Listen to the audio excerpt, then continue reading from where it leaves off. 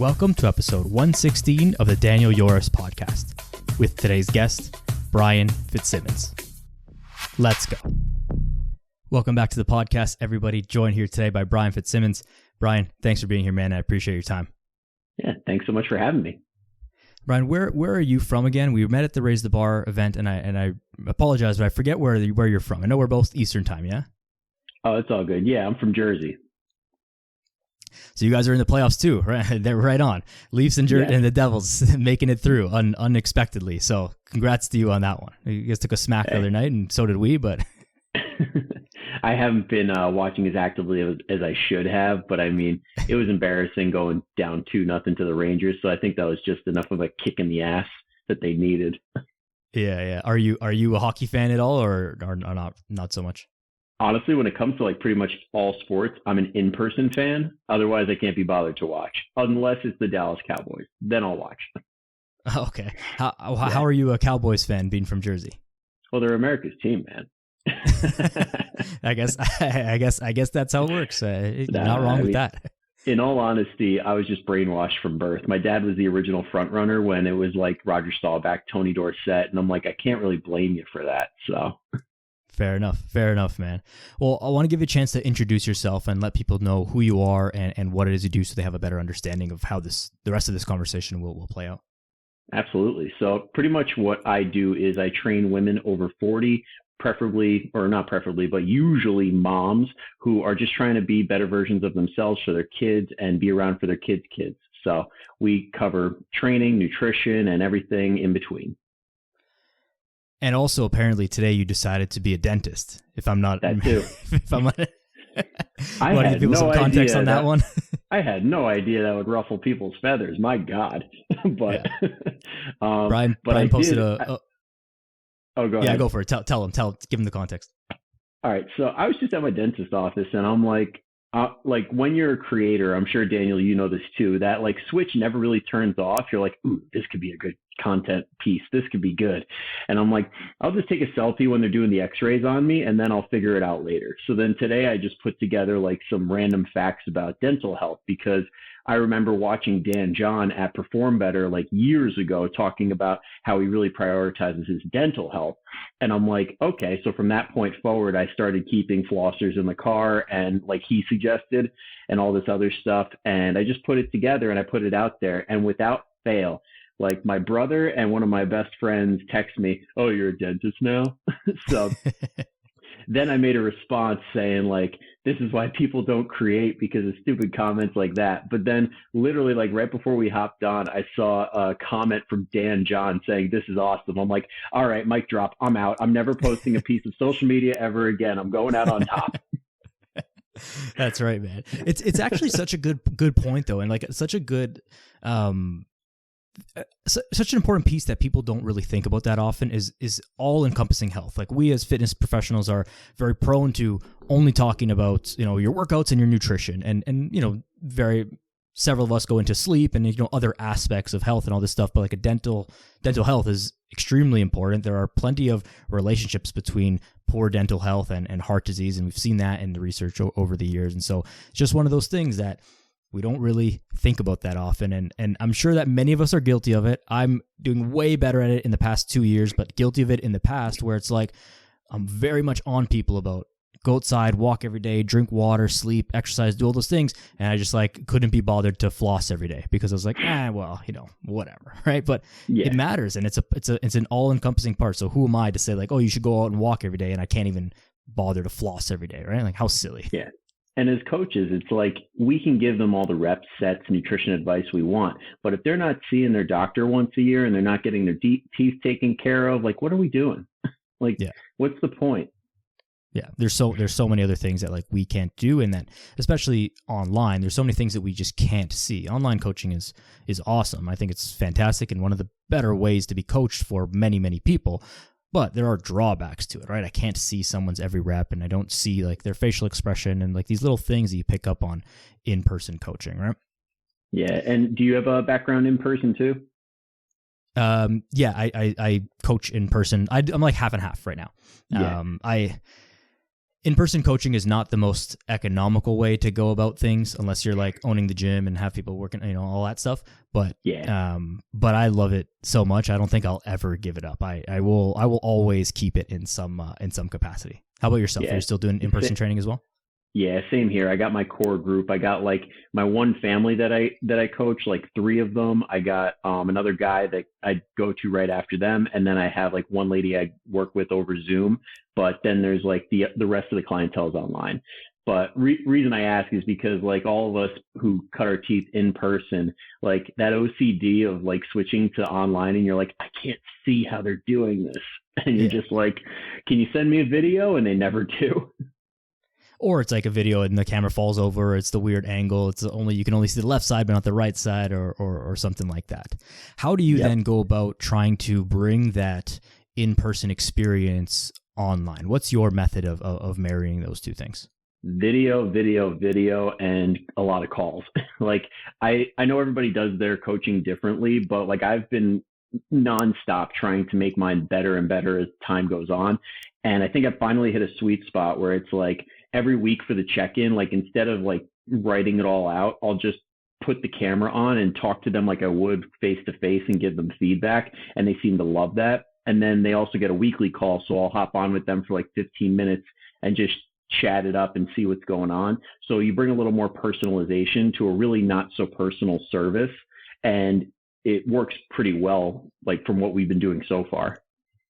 Yeah, that personal aspect is it's a very important yet often missed piece of actual personal training, right? It's not just training. These are not like, you're not a drill sergeant, like you're training a human being and they're a human first and then they're a trainee second, right? So yeah, that's awesome. I'm very much hands-on as well with the calls and whatnot, because I just personally, like, I don't know a better way to do it. I'm sure that I know that there are other people who do it without it and like it works for them and that's great. But that's not how I would do it either, because I just feel like I need to know that information. I need to know what's going on. I need to know what happened with your dog last weekend. I need to know what happened at the party. Like I just need to know these things so that I can coach you most effectively, right? Yeah. And I think it also comes down to knowing your clientele. Like my clientele need a little bit more support, especially in the beginning, because a lot of them are coming from square one. They really don't know where to begin or like how to do it, because it cracks me up. When I was at a different coaching conference, I was at Strong New York. You know which one that is? I've heard of it. Yep. Yeah, that was back in October. And this one trainer guy was like, I think he was asking Don Saladino or Gabrielle Lyon. He's like, how do I get these people to do what I tell them to do? And I'm like, yeah, I know what you mean, man. But then he's like, I tell him to eat veggies and he just doesn't do it. And I'm like, well, that's not really coaching.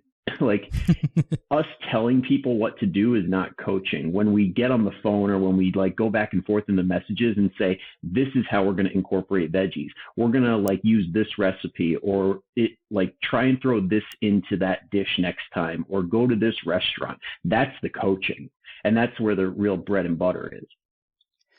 Yeah. Otherwise it's just yelling instructions. Like, eat less, run more. That's really all it comes down to, or move more, if you will, instead of running. But like that's at the end of the day, that's what it comes down to for the most part. But that's not helpful advice, because everybody already knows that. People know 2 plates of food in front of them. They know which one is healthier for the most part. It's just making the choices and like setting up their lifestyle to make that choice, the one that they actually end up making, versus making the quote unquote wrong choice and then feeling guilty about it and all that stuff. One thing that has been burning me to ask you is, how did you begin getting into your niche of moms over 40? And I think the obvious question here is that you are not a mom over 40. So how did you find your way into this, and why are you so passionate about that demographic of people? Well, see, I actually identify as a 40-year-old mom, but no, I'm just kidding. Sorry. Well, my bad. Canceled already. This is going to get flagged. Oh, God. But no, in all seriousness, I was doing personal training while I was trying to be a firefighter. And one of the jobs I could get my hands on, like I did my ACE certification, like all the other certs. It's a piece of crap. It's a piece of paper. I knew all the stuff before I even took the test. But got my foot in the door, and the first job I could get was basically what's equivalent to a Curves. It's called Get in Shape for Women, and it's like based out of Boston, so it's like a local-ish thing up here. But I realized real quick, like the training was absolute crap, but I loved working with the women. Like I really loved just like having the talks with them and like being like treating the gym more like a social community rather than just a we're here to work. And then immediately after that, like 6 months after, I got another job with where I spent the bulk of my career, which basically catered to all people over 40. So we were working with moms, dads, grandmas, grandpas that were all 40 plus. And that's where we learned how to train them correctly. We worked on the nutrition, and I absolutely loved that. And through the whole journey, like when I went out on my own, I couldn't really figure out what I wanted to do niche wise. And I was helping my mom with her fitness and her health. And I'm like, I kind of like this version of my mom. Like she's like got her spark. Like she's like this new improved version. I'm like, I'd love to do this for other people. So that's kind of how I stumbled into it. And I'm like, I was also looking at my TikTok following at the time because I was in that initial boom that got really popular really easily. And I was looking at all my followers. I'm like, there's a lot of 40 plus women here. Screw it. Let's do it. So yeah, sometimes it's just that, right? It's like we have this idea in our head of who is listening to our content, and typically that person that we imagine is someone who's like ourselves because we speak, we understand ourselves better than anyone else.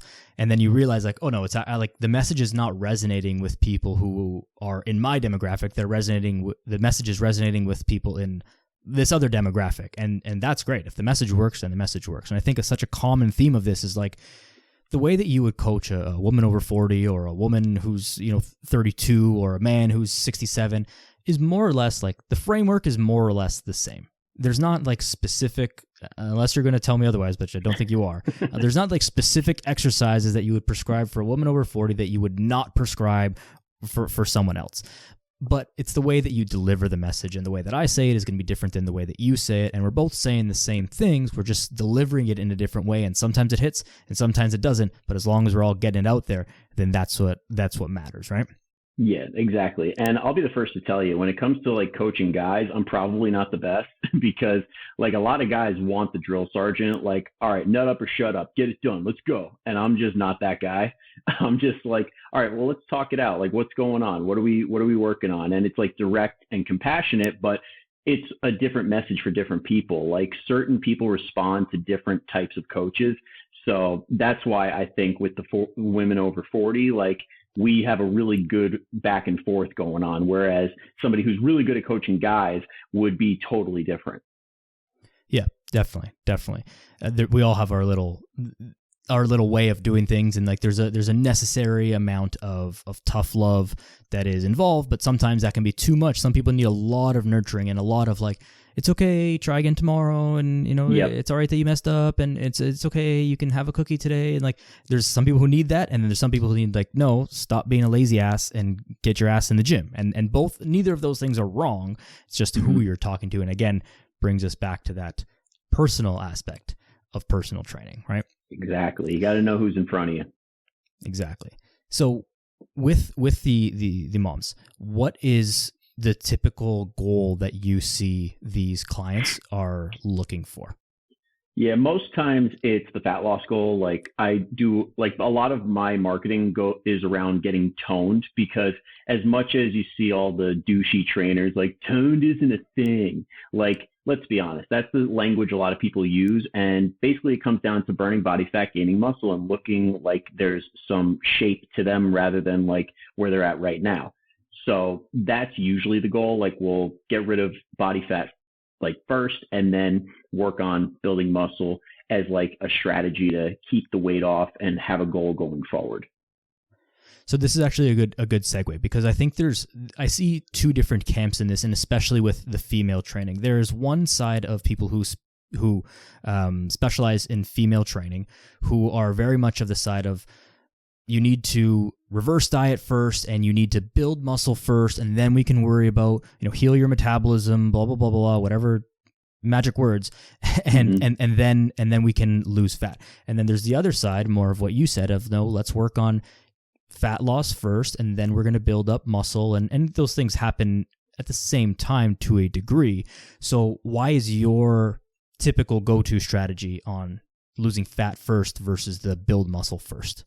Yeah, I mean, I think the majority of people usually don't have that type of an issue that a lot of the marketing like is geared around, saying like your metabolism's broken and all this other stuff, which some people do fall into that camp. Like, I'll be totally honest, like there are people that have yo-yo dieted and that have done these 1,200 calorie diets, gone to these weight loss clinics that put them on poverty calories and just make their body adapt in a way where their metabolism is so slow and there's no habit supporting a healthy metabolism. And that's why, like in my process, I have like two routes. There's like the one, like everybody starts in this first phase of discovery where we do everything by the book as far as what should burn body fat, like get you into a healthy deficit, make sure we're working out X amount of times a week, get your steps in and see what happens.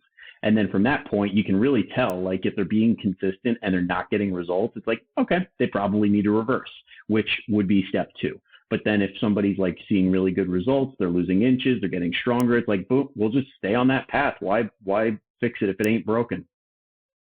Yeah, I absolutely love that. Like understanding, well, let's get the big ducks. Let's get the big rocks moved first, not the ducks. We're not moving ducks. We're moving big rocks. I guess you can move ducks. They're big ducks from now on, not rocks.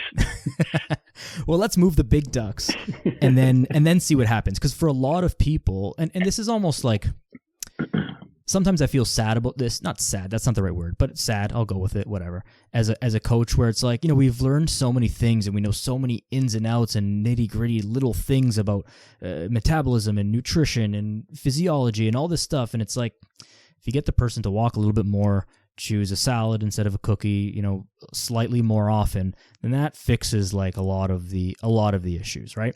And so if you can get those things done and it works, then great. No sense in changing the plan. But if it doesn't, that's a pretty good test of like, okay, we haven't lost weight, we haven't felt stronger, we haven't been sleeping better, like none of the measurable things have improved. Therefore, now we've got to maybe change the plan, right? And I think that So how long do you usually give that process before you determine, in conjunction with your client, whether or not the plan is working or not? Yeah, so we work on like 6-week cycles. So we'll give it like a month and a half and then look back and be like, all right, first off, let's see how consistent we've been. And then if it's like in that 80% mark, then it's like, okay, that's reliable enough. And then we look at the measurements, the weight, and like other biomarkers, like how well they slept, like what their stress levels were like, how their mood was, and things like that in our weekly check-ins. And it's like, all right, now we have a really good picture of like what's going on. And then from that point, we look at it and say, either this is working or this is not. And then we kind of make the call from there. Yeah, it's so important to actually track what's going on. That way you actually know whether or not the intervention is working or not. I'm sure that you've had many clients come to you and say like, Bryan, I eat really healthy. Trust me, I eat super healthy. I'm just like losing weight. And it's like, okay, I want to trust you, but show me, right? And then you see the food log and it's, mac and cheese and it's McDonald's and it's whatever, all this stuff. And you're like, all right, maybe we have different definitions of what's healthy and what's not. And so maybe let's try this and then we'll see if it works, right? If you're not actually tracking what's going on, it's very, very difficult to know whether or not what you're doing is working. Absolutely. I love the people because I do fix my diet assessments like before we go into the coaching call or anything like that. And I just like seeing where they're at, and they give me like the world's best day. And then they sign up for coaching, and then it's like that for the first 3-4 days of the week. And then boom, Friday hits. And I'm like, there it is. Yeah. Yep. I have a funny story on this one too, of just understanding of things. And this may be helpful for other coaches out there who are listening, and just about being clear and concise with your instructions. Had a gentleman who I was training, and he drank a lot of pop per day. It was like 3-4 cans of pop per day. And so one of the first nutrition interventions we said was, before we get into too many other details, let's try and cut this down. If we can go, I can't remember what we said, but whatever it was less, 2 every other day, something like that, whatever it was. Mm-hmm. And came back after 2 weeks. He had lost a ton of weight in 2 weeks. It was over 10 pounds in 2 weeks. And I said, great, you nailed it on the pop. And he sent me his food log. In this food log, every single day there was iced tea. And I was like, well, what happened, man? What you said that you stopped drinking it, and I mean, you still lost a bunch of weight, and so I'm confused as to what happened here. He's like, oh, I didn't know that iced tea was a soft drink. And I was like, well, okay, Fair enough. I didn't specify that. Like, that's on me. And so that's in addition to the Coca-Cola and the whatever. But being specific with instructions is so important, because people have this idea of what is healthy and what they should be doing, and that they're not purposely doing things wrong, but they are doing things wrong. So we've got to, build a framework to work towards that. Exactly. Now, one thing that I want to get into before I continue to rant too much here is the female population typically comes into training with a lot more myths around training and around nutrition. I want to kind of go through a few of those with you, and I want you to dictate like what the most common ones are, and then we're going to break them down. So what are some of the most common myths that you see clients come to you with, and then we'll break it down. Well, pretty much everything that I've seen going down the grocery aisle on those magazines is the headers. That's like a really good tell. If you see it in the grocery store, like as you're checking out and you see it as a headline, chances are it's total bullshit. But the big one I run into a lot, especially with the ladies when they're reverse dieting, whether we've hit their goal and we're trying to bring their metabolism up so they could live a healthy life with being able to eat a bunch, or they fall into that camp that like needs their metabolism brought up because they've just done years and years of like low calorie and their body's adapted. When they're on the reverse diet, they're always kind of scared of getting bulky. And it's a legit fear for a lot of the ladies, not for the sake that it's all muscle, but because of mentally how it's going to feel.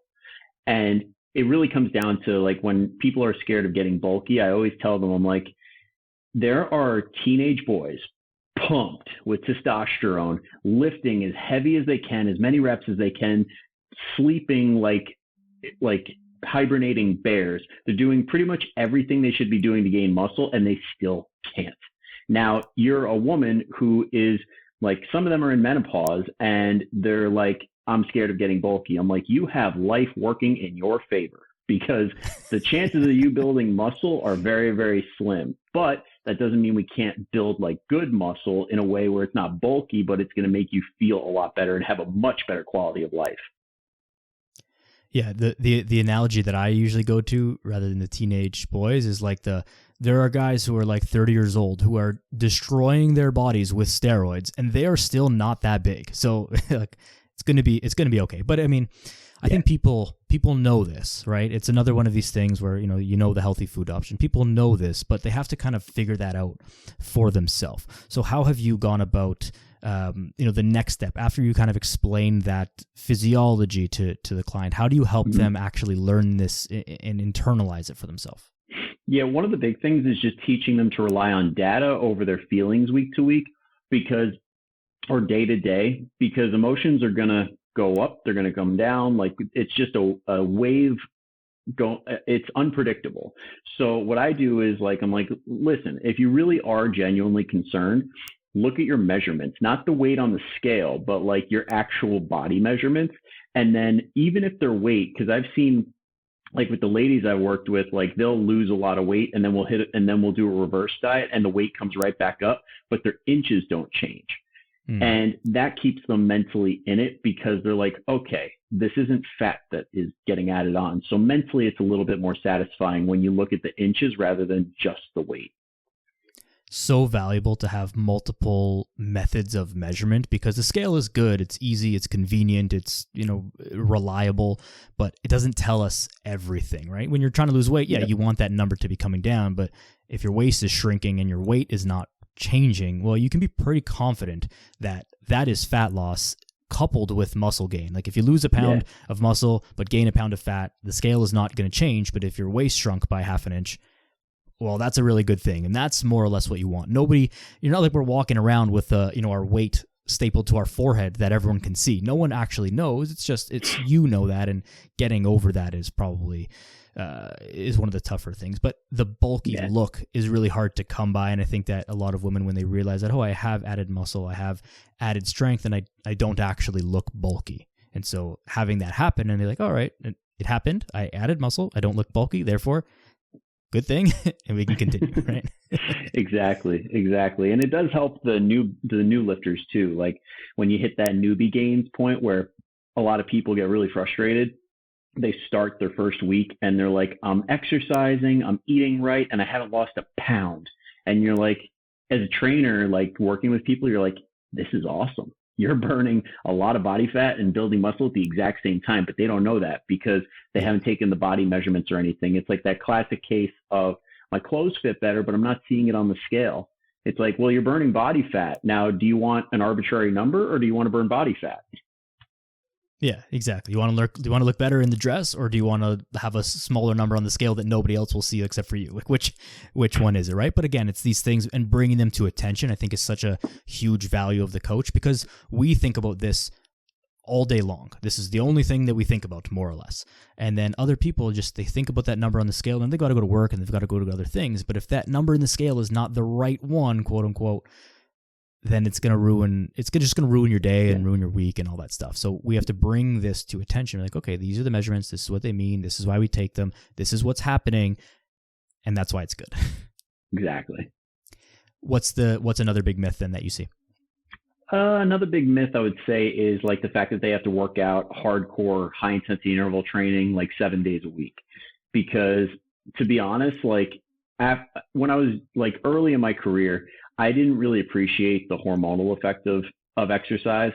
But when we're talking about putting yourself in a prime position to burn body fat in the places that you want to, the hormones got to be in the right place. And one way to wreck them completely and put yourself in a horrible environment, a horrible state hormonally for fat loss, is to work out hardcore every single day. Because when it comes to the balance of stress and recovery, that stress is way too high for you to recover from. And if you're just beating your body up over and over and over again, like logically, you know that's not going to get you results. Another very common thing with this, and I was literally having this conversation with a buddy this morning, is that this crowd who has been convinced or fallen into this trap of the 7 days a week super high intensity workouts is very commonly the type of person who is eating a super low calorie diet, 700-800 calories, no carbs at all, like a small chicken salad for lunch per day, and 3 almonds for dinner. And those two things, a super high intensity exercise coupled with the minimal calories and no carbohydrates, that is the perfect disaster to ruin your hormones and not get the results that you want. And this is where I need to eat more so that I can lose weight kind of thing comes back in. And so you destroy your metabolism so much that like you're eating so little, but you're still not in a deficit. So understanding that like you have to be able to recover from your exercise to be able to have some actual results. Exactly. And then like the other thing that we want to take into account is the overall amount of calories that you're burning throughout the day. Like if you're killing yourself in the gym, if you've ever seen like the breakdown of how many calories like you burn for each thing, like your basal metabolic rate, your non-exercise activity, thermic effective food, and exercise activity is like the smallest sliver. And what happens is when you exercise past a certain point, it slows you down the rest of the day. So the big chunk that is the non-exercise activity, the NEAT, gets smaller. So now you're burning less calories with the big chunk that does the most of the work. So it really comes down to doing the right amount of exercise, not the most. Do you mean to say that if my Apple Watch says I burned 7,000 calories during a 45-minute workout, it's lying to me? Is that what you're saying, Bryan? Oh, do we want to go down this rabbit hole? Let's do it. Do we want to? All right. Fun fact for everybody listening right now, they actually put all these trackers to the test at Stanford. There was a study done like, I want to say 5-10 years ago, and they found that some of the more mainstream trackers, like the watches and the straps around your chest, some of them had an error rate of up to 92% on calories burned. It's a great idea, but let's be honest, the technology is not there yet. It just isn't. And the only thing that actually follows like what the actual scientists do in the lab to measure how many calories you burn is this thing called the lumen, because you literally like to get an accurate amount of like energy that you are putting out, you need to breathe into a tube like really hard. And that's how they understand how much you're putting out based on what you're breathing out. There's no way that a strap or a watch can tell. Yeah. Absolutely agree. You nailed that description. I've seen that same study as well. That number, the first time I saw it, I knew it was off. I would see people posting a screenshot of their watch or their whatever, and it was like 1,000 calories. I'm like, it just doesn't make sense. And then that study comes out like 90+%. I'm like, yeah, well, okay, now we're talking about something. Yeah. And then even still, like, even if it did do that, if you were really burning as many calories as you thought you were in that workout, then you go and have like a smoothie thing that's 1,200 calories just in the smoothie. Well, you kind of just undid it there anyways.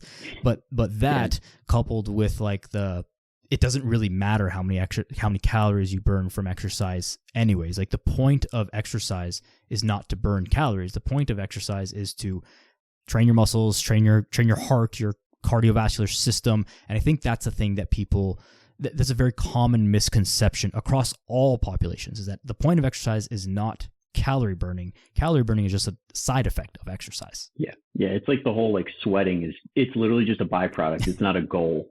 But if I know that like they're without fail, like when I bring this up and like I'm sure like when you bring it up too, there are always those people in the audience that are like, how much do they really know? I mean, they're not scientists.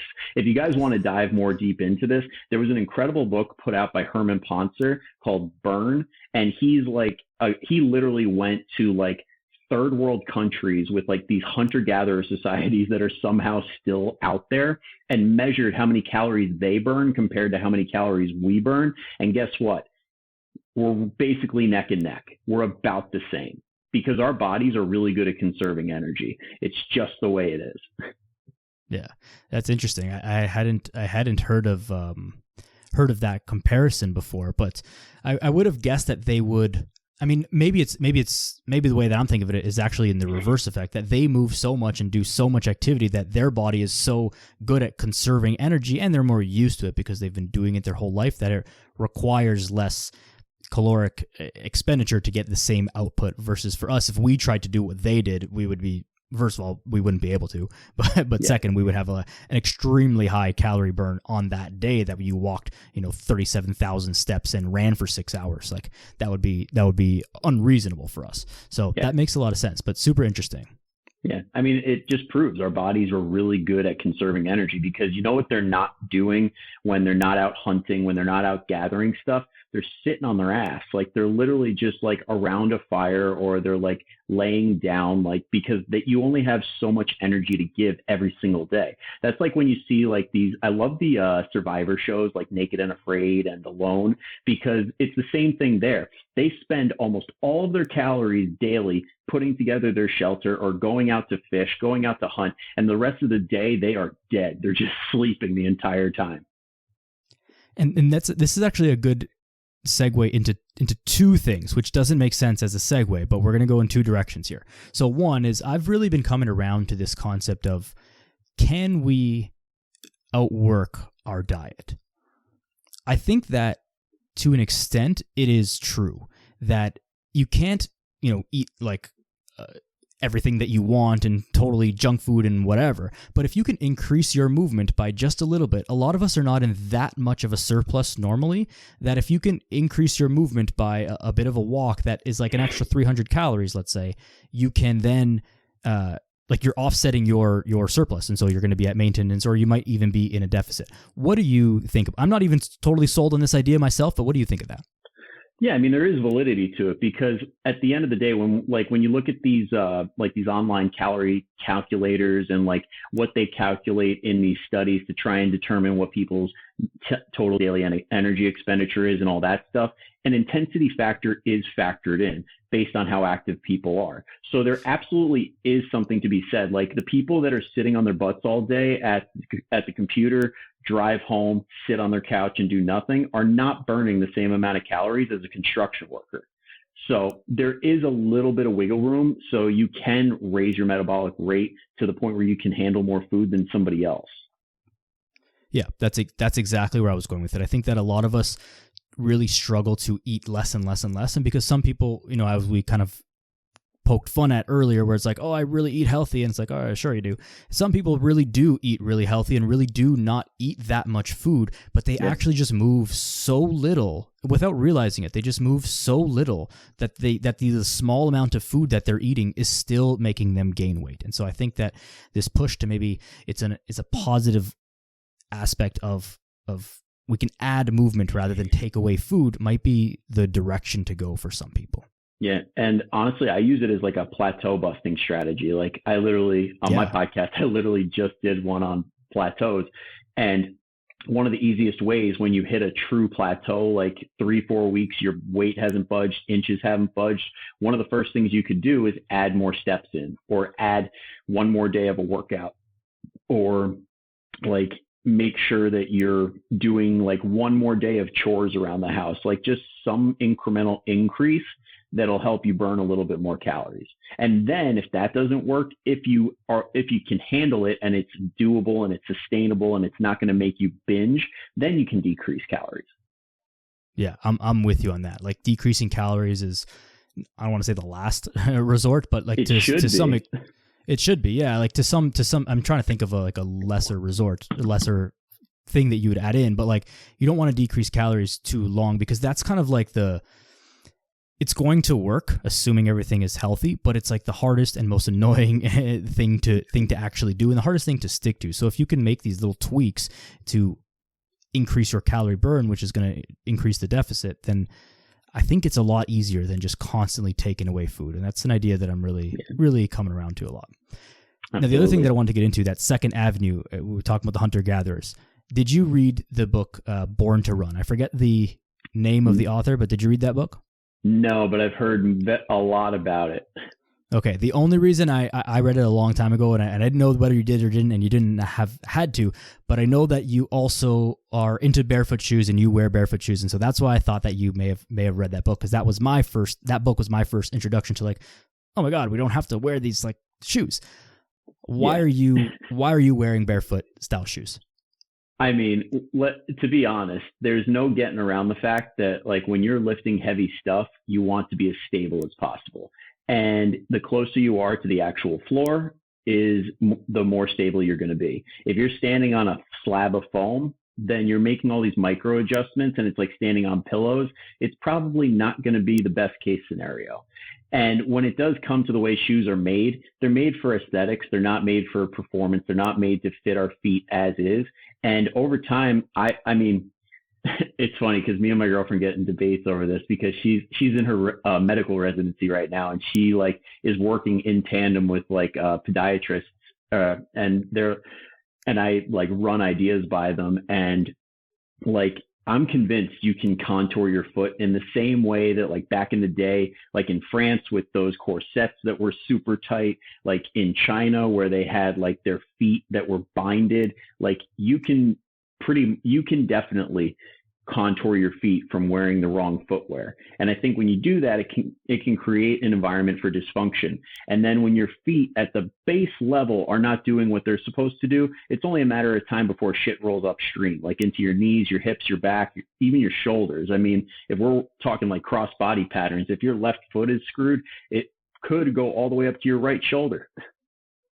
100%, man. It's actually an interesting thing, because there was a girl I knew who was in a podiatry school, or one of the foot specialty things, and she was giving me shit about wearing the barefoot shoes. She's like, "Oh, that's so dumb. They don't support your foot. They don't do all this thing." She's like, "Let me see the bottom of your shoe," looking for like the wear pattern on the bottom of the shoe. Sure enough, it's like perfect. Like it's fine. She's like, "Oh, this doesn't make any sense." And she like starts looking at my foot as like, "Oh, like your arch is good, like your toe flexibility, like all these things are good. Like, how is this possible?" I'm like, "Well, sorry, I don't want to say that I've like, I know all the secrets, but like my feet work like feet are supposed to. They're not put into a cast." And you can see people's feet. If you look at, people get weird about looking at feet and whatever, but like you can see the shape of someone's foot has been shaped. If your toes are like really pointed or whatever, they've conformed to your feet. Even just the fact that bunions like exist, it's mostly because of our shoes. Yeah. And it's kind of an accepted reality, because like one thing that I've learned like from dating a doctor for the past like going on 3 years is that when it comes to general population, they're doing the right thing. Like doing these insoles and these supported shoes for the majority of people is the right call, because the majority of people will not do what you tell them to do unless it's really freaking easy. Like slide this into your shoe, boom, done. Take this pill, boom, done. Because it really matters about the efficacy of it. Like, is somebody actually going to do what we're telling them? And if they don't do what we're telling them, is it okay to just say, well, your fault, screw you, you're not listening to me? No, we want to do what's best. So when it comes to like footwear, there are people that like mechanically do need that stuff. Like we're not all born perfect, even though for some reason, like there's a section of the fitness community that's convinced we're all perfect beings. We're never going to get sick. Everything is in nature that we need. And it's a load of shit. But when it comes down to our feet, like some people do need that insole. They do need that like support, because at this point their feet are so far gone that they do need that. Yeah, I think that's the big caveat there, is that we have to assess where we actually are now in order to get to whatever the end stage that we want to get to. So like myself, I'm very much like, yeah, we should all be in the barefoot style shoes if you when you in situations where you have to wear shoes, and otherwise like, just be barefoot. But I also realize that like I don't like that's not a good strategy going from what you're currently at, if your feet are all mangled, to just going into that and then going for like a 30-minute run. Like that is a very fast way to get injured. And I was guilty of that. When I first read that book, that Born to Run, I was like, oh, fuck the shoes. I don't need this. I started running on my treadmill with no shoes on at all, just like totally barefoot. And like, what do you know, in a couple weeks, I had a stress fracture in my foot. And I was like, all right, check, lesson learned. Like there's a better way to go about this, right? And so it's meeting people where they're at, and then giving steps as to, well, where do you want to actually get to, and how do we, like, what are the steps to get there? Because going from nothing to everything is not really a good way to go about stuff. Yeah. If Born to Run was good for anything, it was introducing to a lot of people about the idea of graded exposure. Even though the book doesn't really go into it, like by experience, when people are like, ditch the shoes, let's go run, and they get hurt and they're like, what the hell? What happened? Like at the end of the day, like you were saying, you got to know where you're at, and you got to know what that next step is. And it's usually not diving in the deep end. You need to let's say somebody's listening to this right now and they have those really thick, like those Sketcher ones that Joe Montana promotes. Like instead of going like straight to like a Vivo Barefoot or like the toe ones, like instead of going right to that, find one that's got a little less foam, and then wear those out and until they're like, you're putting holes in them, and then find that next shoe, go a little bit thinner. And now we're at like a Chuck Taylor. And then from that point, we're pretty much good to go. Yeah, I agree. There's steps to everything. And I think the all or nothing mentality is very prevalent just in fitness, right? People probably come to you, I'm sure, and they're like, I haven't worked out since high school, and I'm 43 now. I've had 2 kids, and I want to get back in shape. I want to hit the gym 6 days a week. And you're like, hold on a second. Like maybe 6 days a week is like probably not like the thing you want to go to. So how do you then, like when you have these scenarios, what are your strategies for like reining that person back in and explaining to them like how to go about doing this graded exposure for exercise? Yeah, well, I'll start by saying this. I much rather that than trying to get somebody going, like somebody who like really struggles just to like do the work. So out of those two options, I love these type of people to work with, like where they're like very gung ho. And it really just comes down to like challenging them a little bit and being like, listen, like I know this is what's best for you. And I know you're not like 100% there yet, like bought in, but would you be against like doing like a challenge? Like, and more times than not, those gung-ho people hear challenge and they're like, what? And I'll say like, why don't we run it? We'll do 4 times a week and we'll just see how your body feels. Like I want you to write down like, or they do it in their weekly check-in, but we're going to look at your metrics like 3-4 weeks from now and see if they improve. And if they do, this is what's best for you. It might not be what you want, but it is what you need. And then we could have that discussion later. And then kind of just by experience, they're like, oh, did not know this is how good I could feel. Yeah, it is definitely easier to work with people who like to rein people back in than it is to like light a fire under someone's ass. But I think the key there is protecting people from themselves like, I don't think there's anything wrong with working out 6 days a week. It's fine, but you can't just be putting in like 1,000% effort 6 days a week if you haven't been doing that. And so you don't want to like discourage it if it's happening, but it's like, this is the role of the coach to be like, all right, you want to do that, fine, but like, this is how we're going to do it, and this is why we're going to do it, so that you don't injure yourself, and so you get the best results possible. And also a little bit of like that minimum effective dose idea where, you know, there may be a time where your weight loss stalls and we need to kick it up a notch. If we're already exercising 6 days a week, is adding a seventh day really something that we want to do? Maybe not, but if you're working out 4 days a week and things have been going well and you want to kick it up, well, you can add a fifth day. You have room for that, right? Yeah, it's like the old bodybuilder method. Like, you hear a lot of bodybuilders talk about how they refuse to do cardio until it's absolutely necessary, because they want that in their tool belt when they plateau. Because if they're about to go get on stage in front of a bunch of people in nothing more than a banana hammock, like, they want to look their best. And if a month out things stall and they've been doing hours and hours of cardio and their calories are super duper low, where the hell do you go from there? Add more cardio? Like, but if you're at a point where you haven't done any and you introduce that, you get a pronounced effect, because now you have that novel stimulus along with the fact that your body's going to kick it up a notch to adapt to it. Absolutely. The cardio aspect there is a huge one. I think that the only thing that's different, really, not the only thing, there's lots of things that are different about like the bodybuilding community and the regular people community, is that bodybuilders are doing this like for a purpose. Like, they may be not doing cardio because it's burning calories, even though that's not the actual point of cardio. Whereas a regular person should be doing some element of cardio and not be afraid of it because it's burning calories, and really not pay that much attention to the fact that it's burning calories. Rather, you want your heart and your general circulatory system to be healthy. How much cardio do you typically, of course, this, individual basis and all that stuff, but like, what are your thoughts on cardio, and how do you like work that into your programming?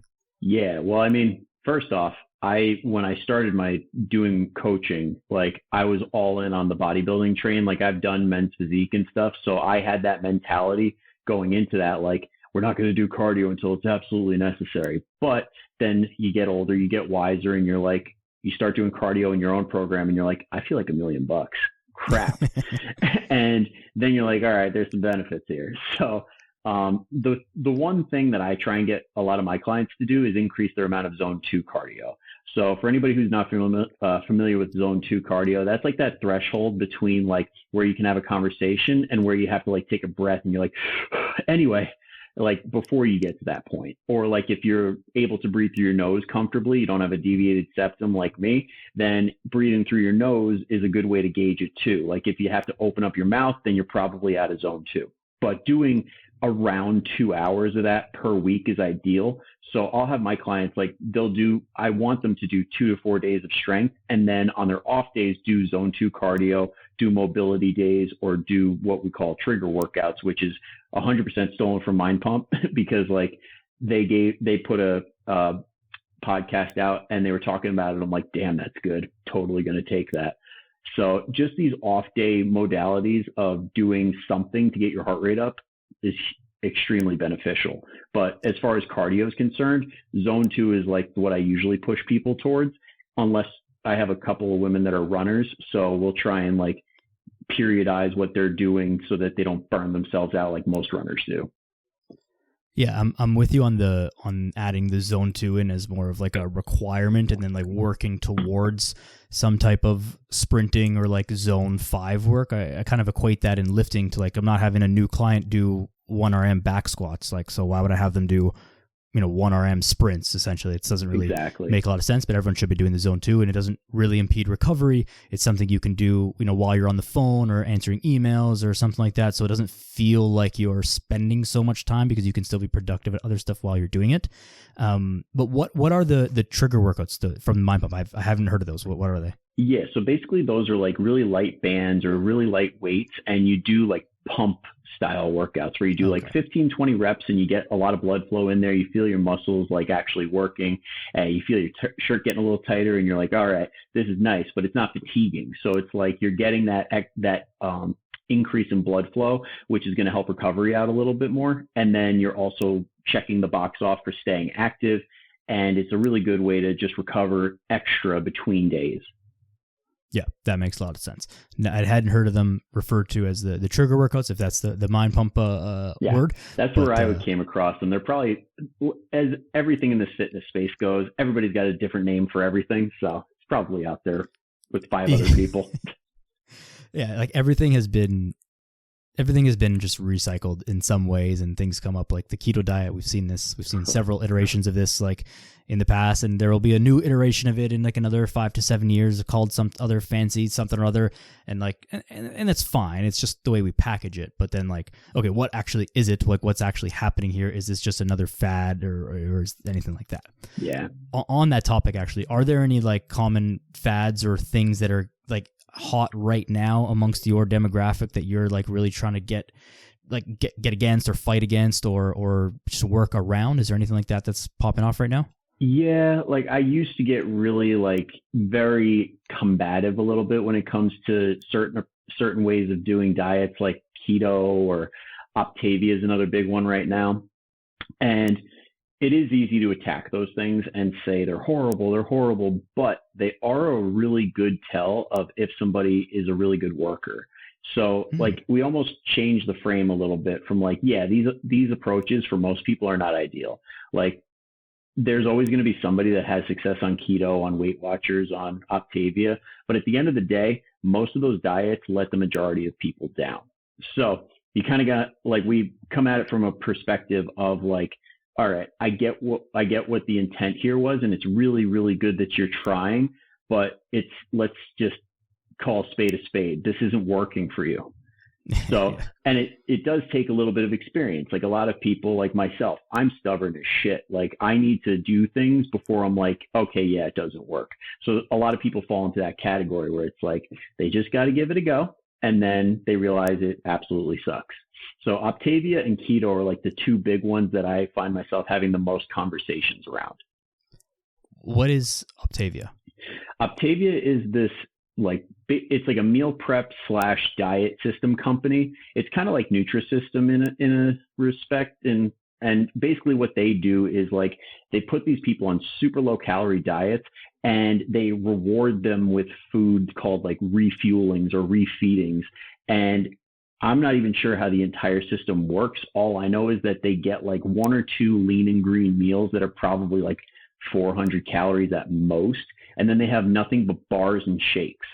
So people come out of it with like in a metabolically worse position, and they're putting on a bunch of body fat now that they have no system to like come off of it. And that's the other thing I run into a lot too, talking to people like from Weight Watchers or Atkins or all these other ones. All of these systems really have no way of weaning you off. There's nothing that allows you to keep your results because they don't want you to keep your results. Otherwise you stop paying them. So that's where the big conversation comes in. The diet after the diet is equally, if not more important than the thing. Like there are so many ways to create a deficit to lose weight. And not that, like, I think most of them are not inherently dangerous. Like something that is crazy low calories, basically not actual food, but more like bars and shakes and stuff like that. Like I would be way more hesitant to even give someone the okay to try that one. There would have to be some, whatever, it would depend on them, but I wouldn't really like be okay with that. But if someone's like, hey, like I really want to do keto, I'm like, okay, like I wouldn't suggest it for the long term, but if you think it's going to work for you, like it's not going to harm you. So let's give it a go. If it's working and you find it helpful and whatever, then okay, great. Like let's roll with it. And if it's not working, then let's just be honest that it's not working and what are all the drawbacks that are happening in your individual life. And then we'll work backwards from that and find something that does work, right? Yeah, I think it just comes down to like they're on different scales. Like middle of the road, like that'll work for some people that realistically could work are like stuff like keto, stuff like Mediterranean diet and all that stuff. And then we get into that unhealthy zone where it's like the carnivore diets or the vegan diets for weight loss. Like that's where people really go into that zone of like, this could potentially really harm your health. Yeah, anything that's overly restrictive, and you have to realize it. Just look at it from the beginning of like, is this something that I could reasonably even do closely? Like, if you want to do carnivore or vegan, it's like you're really never gonna have like meat or vegetable like ever again. Like your diet doesn't have to be forever. Like I'm also of the mind that, get in your diet, get in your deficit, lose the fat, and then get out. Like it doesn't need to take longer than it needs to take. You don't need to be losing weight for 6 years. Like exactly. If it only takes 3 months, it only takes 3 months, and then get to maintenance. That's the goal. But like it has to resemble somewhat of a realistic scenario. Otherwise, like there's no chance that you're going to be able to maintain those results. And so are we really going to be able to eat 700 calories of just shakes and bars every day? Like probably not. And if society is headed that way, then count me out. If we're done with regular food and we're just in supplements and potions and stuff, then like I want no part of that. I'll go live in the forest and find my own food. More for us.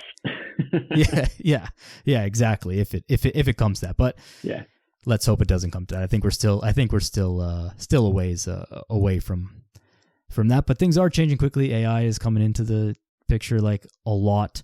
That's not a rabbit hole I think we want to go down, but it's just something that's top of mind. We probably don't have time for that today. But after my most recent conference where Tom Bilyeu talked about it and basically scared the entire room, I'm just kind of like willfully ignorant about AI unless it helps me out. Yeah, that is certainly one way to go about it, right? It's like you can't stop the train, so worrying about it is not really going to help you. Maybe find some ways to like make it benefit your life, and then hopefully, by the time the AI overlords take over, we're not here anymore. So that's something for our grandkids to worry about. Yeah. It's a later problem, much later. Are there any other myths that you think you want to go over today? Is there anything that's like glaring that you think that we've missed today, or that deserves some time before we wrap things up? Yeah, the only one that really comes to mind is like I was whose was it? I think it was Gabrielle Lyon put up a snippet from her podcast, and it got a lot of traction. And I've seen this in multiple different variations over the years, where they'll get some sort of a surgeon on the podcast and they'll talk about how a certain exercise is horrible across the board for everybody. And it's usually deadlifts. Like Robert Oberst on Joe Rogan, like the guy literally made his profession deadlifting, and he's telling people that it's bad. Like when you hear like these general statements that say for everybody or universally or like never good, like it's a load of shit, because no evidence-based person talks like that. Like when you hear the scientists and the true experts, they're like, well, it may be, it's probably, like they're the most wishy-washy, annoying people to talk to. Like if you hear somebody talking really directly in absolutes, even though it's easy on the ears, it's usually a load of crap. So in that regard, when it comes to like certain exercises, there's no specific exercise every single person needs to avoid completely. It all comes down to what is right for you anatomically and what is right for you from a load perspective and a volume perspective. Because if you have those three things, you have the right variation, you have the right amount of weight, and you have the right amount of overall volume, you can pretty much do whatever movement pattern you want: press, pull, hinge, squat, carry, rotational core, any of that stuff.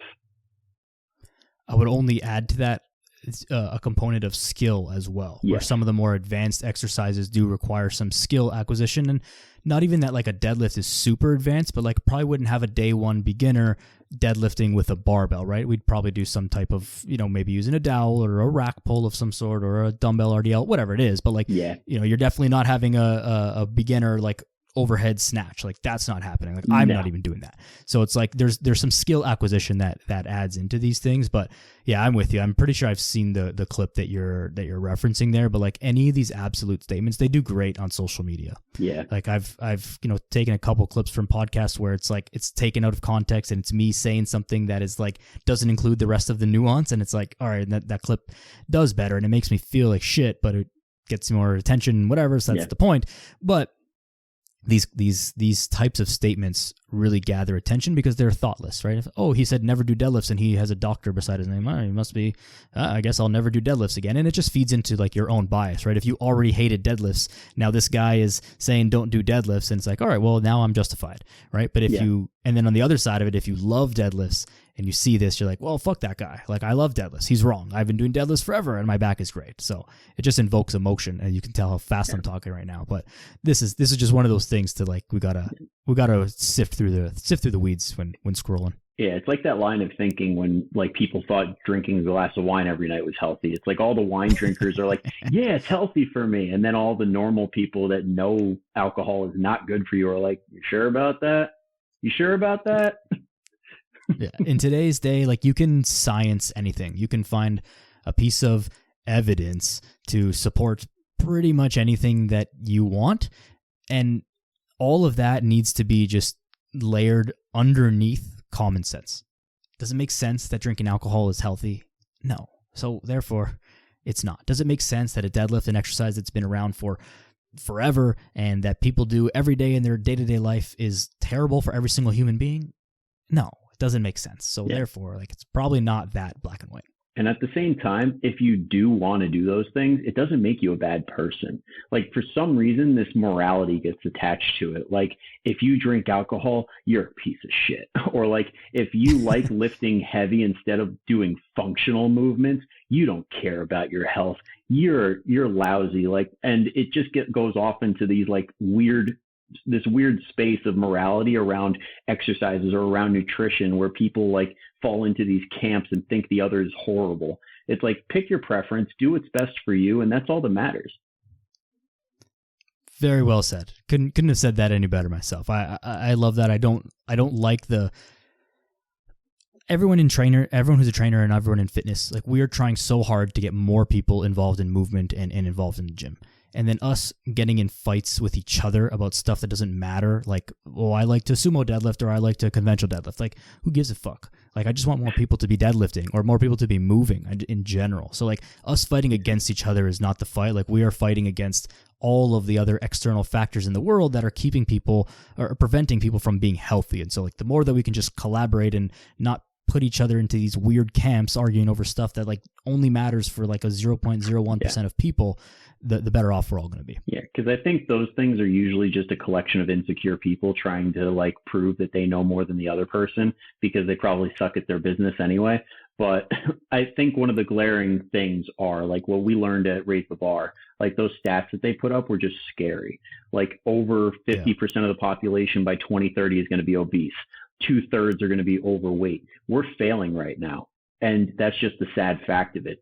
We need to make everything more accessible. We need to make it more digestible and more scalable for everybody, because if we can make people healthier and we can get people into a better place, they're going to be better for their families. They're going to be better for society as a whole. Like, and they're going to be making better decisions. So, I mean, if we can do that, we're going to be in a much better place. Mic drop. Bang. I think that's a beautiful place to leave this, Bryan. Where can people find you and learn more about everything you've got going on? What's all your contact info? I'll throw it in the show notes, but rattle it off here. Yeah, so pretty much every social media is at coach_fits with 2 Z's, FITZZ. Even YouTube now does that, I guess. So yeah, that's an easy way to find it. But also I got a Facebook group, the Fit40 Family, and a podcast, the Fit40 Podcast. Beauty. I'll put that in the show notes. Coach_fits with 2 Z's or 2 Z's for my fellow Canadians. Fit40. You guys always got to make stuff difficult. Yes. That's our jam. That's right. Fit40 Podcast, Fit40 Facebook group. Check it out everywhere. Everything will be in the show notes. Bryan, is there any last message that you want to leave the people with here in closing? Yeah, just what I've been telling the clients, telling the podcast listeners. Better beats perfect. Don't try and be perfect. It's a short-term strategy. Just focus on getting better and better each day. Beautiful. Thank you very much for your time. I appreciate you, man. Please give Bryan a follow and everywhere and plug into everything that he's got going on. Give the podcast a rating and review and share it with someone else who's going to find this helpful or useful in some way. Give me a follow as well on Instagram and all the places. And that's that.